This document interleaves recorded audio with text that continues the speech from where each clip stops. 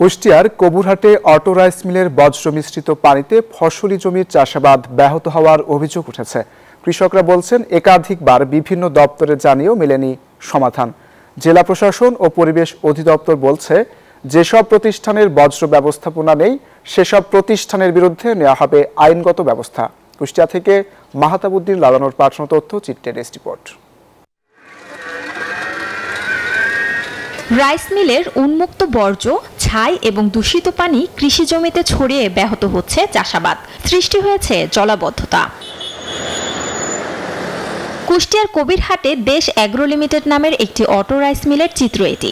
গরম বর্জ্য মিশ্রিত বিষাক্ত পানি ও ছাই ফসলি জমিতে ছড়িয়ে পড়ায় ক্ষতির মুখে শতাধিক কৃষক। অনাবাদি পড়ে রয়েছে শত শত বিঘা ফসলি জমি। এক্সট্রিম মশার কয়েল প্ল্যান্ট ফাইবার দিয়ে তৈরি, তাই সহজে ভাঙে না, সুগন্ধিযুক্ত ও নিরবিচ্ছিন্নভাবে জ্বলে। ডেঙ্গু, চিকুনগুনিয়া বাহি সহ যে কোনো মশার বিরুদ্ধে দেয় এক্সট্রিম সুরক্ষা। এছাড়া পানির স্বাভাবিক গতিপথ পরিবর্তন করে স্থাপনা নির্মাণ করায় সৃষ্টি হয়েছে জলাবদ্ধতা। কৃষকরা বলছেন বিভিন্ন দপ্তরে অভিযোগ দিয়েও মেলেনি সমাধান। নোংরা পানি আসার পরে এরা ধান লাগালে ধান হয় না, মরে যায়। জনগণ কাছে 2-3 বার এই গ্রামের লোক সারি গেছে, ওই উপর মহলের টাকা দিয়ে বসা দিয়ে দেয়। এখন ওই পানির জন্য লাগানো যায় না, আবার লেবারে চুলকায়।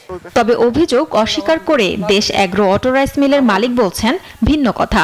স্বত্বাধিকারী আনোয়ার, ওখানে যার 2টা মিল রয়েছে, যার পানি ওই জায়গায় যায়, আপনি যে জায়গায় দেখেছেন, ওই ব্যক্তিগত জায়গা ভরাট করতে যে জেলা পরিষদের গর্ত পর্যন্ত ভরাট করে আমার ওই পানির প্রবাহটা বন্ধ করে দিয়েছে।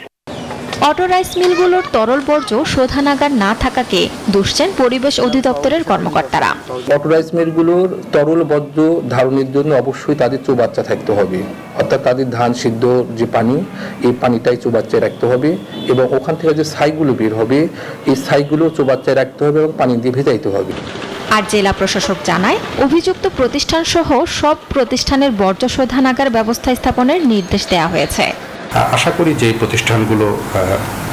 প্রতিষ্ঠানগুলো তাদের সেই নির্ধারিত সময়সীমার মধ্যে তাদের যে দূষণ বা যে দূষিত পানি তারা তাদের ফ্যাক্টরিগুলো থেকে নিশ্চিত হচ্ছে সেটি শোধনের ব্যবস্থা গ্রহণ করবে। না নিলে এটা জেলা প্রশাসন এবং পরিবেশ অধিদপ্তর আমরা মিলে এবং বেসিক সবাই মিলে এটি আজ আইনগত ব্যবস্থা তাদের প্রতি গ্রহণ করা হবে। ভুক্তভোগী কৃষকদের দাবি অতি দ্রুত অটো রাইস মিলটির বর্জ্য মিশ্রিত পানি কৃষি জমিতে যাতে প্রবেশ না করে সেই ব্যাপারে প্রয়োজনীয় ব্যবস্থা নেবে সংশ্লিষ্ট কর্তৃপক্ষ। Desk report, news 24।